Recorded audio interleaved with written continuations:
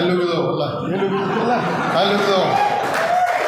ಅಲ್ಲಿ ಹೋಗಿದಾವು ದಯವಿಟ್ಟು ನಾವು ನೋಡ್ರಿ ನಾವು ಕೊಟ್ಟರಾಗ ಮಾತಾಡ್ಬೋದು, ನಾವು ಕೆಟ್ಟರಲ್ಲ. ನಮ್ಮ ದಯವಿಟ್ಟು ನಮ್ಮಲ್ಲಿ ನಾವು ಹೊರಗಿನ ಎಲ್ಲ ನನ್ನ ಹಂಚಿಕೆ ಹೊರಗಿನ ಹೋಗ್ತಾವ ನಾವು. ಅದೇ ರಮೇಶ್ ಕತ್ತಿ ಬಂದು ಮನ್ಯಾಗ ಬಂದು ನಡೀತೈತಿ, ಬೇರೆ ಬಂದು ಕೂತ್ಕೊಂಡು ಹೊರಗಿನ ನಾವು. ನಾ ರಮೇಶ್ ಜಾಗ ಒಬ್ಬ ಹೊರಗಿನ ಯಾಕಂದ್ರೆ ನನಗೆ ಊಟ ಗೊತ್ತೈತೆ ಅವಾಗ. ಅದಕ್ಕೆ ದಯವಿಟ್ಟು ನಾವು ಯಾವುದೇ ಪರಿಸ್ಥಿತಿ ನಾವು ನಿಮ್ಮ ಕೈ ಬಿಡೋದಿಲ್ಲ. ಈ ಕೃಷ್ಣ ಫ್ಯಾಕ್ಟ್ರಿ ಗೆಲುವಾಗ್ತೋ ಫಲಿತಾಂಶ ದೇವ್ರ ಇಚ್ಛ. ಡಿ ಸಿ ಬ್ಯಾಂಕ್ ನಂಗೆ ಗೊತ್ತೈತೆ, ಸೋಲ್ ನನಗೆ ಹಾಕೈತೆ. ಡಿ ಸಿ ಬ್ಯಾಂಕ್ ಗೊತ್ತೈತೆ ನನಗೆ, ಇಲೆಕ್ಷನ್ ಮಾಡೋದು ಅಷ್ಟೇ ತಿರ್ಲೆ ಮಾಡಿದ್ನ. ಹಂಗೆ ಕೃಷ್ಣ ಫ್ಯಾಕ್ಟ್ರಿ ಇಲೆಕ್ಷನ್ ಮಾಡಿದ್ನು ಫಲಿತಾಂಶ ನಿಮ್ಮ ಮೇಲೆ ಬಿಡ್ತೀನಿ.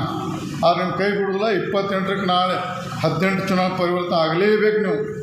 ಅದ್ರ ಮೇಲೆ ಅದಕ್ಕೆ ನಾವು ಈಗಿನ ಹೊರತಾಗಿ ನಾವು ಲಾಸ್ಟ್ ಟೈಮ್ ಫೇಲ್ ಆದರೂ ಸಿದ್ದಪ್ಪ ನಮ್ಮ ಬೂತ್ ಬಿಟ್ಟು ಹೋಗಿಬಿಟ್ಟು ನಮ್ಮ ಕಂಟ್ರೋಲ್ ಆಗಿಲ್ಲ. ಸಡನ್ನಾಗೆಲ್ಲ ಡ್ಯಾಮ್ ಹೊಡೆದಂಗೆ.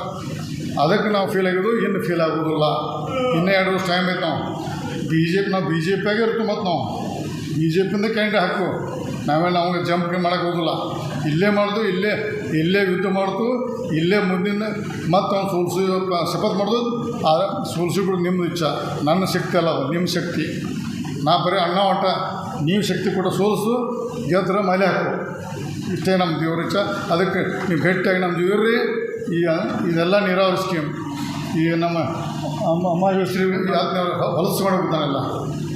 ತನ್ನ ಫ್ಯಾಕ್ಟ್ರಿ ಒಂದು ಪೈಪ್ಲೈನ್ ಹಾಕೊಂಡು ನಾವು ಮಂದಿ ರೈತರು ಎಲ್ಲ ಸತ್ಯನಾಶ ಮಾಡೋದು.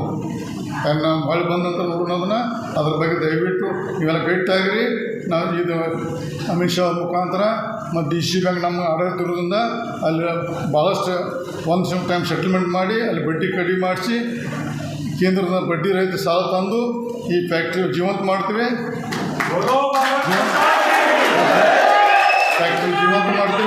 ಅದಕ್ಕೆ ದಯವಿಟ್ಟು ಈ ಫ್ಯಾಕ್ಟ್ರಿ ಫೈನಾನ್ಸ್ ಯಶ ಕೊಡ್ರಿ. ಈ ಗೆಲುವು ರೈತರ ಗೆಲುವು ಆಗ್ತೈತಿ, ನನ್ನ ಗೆಲುವಲ್ಲ.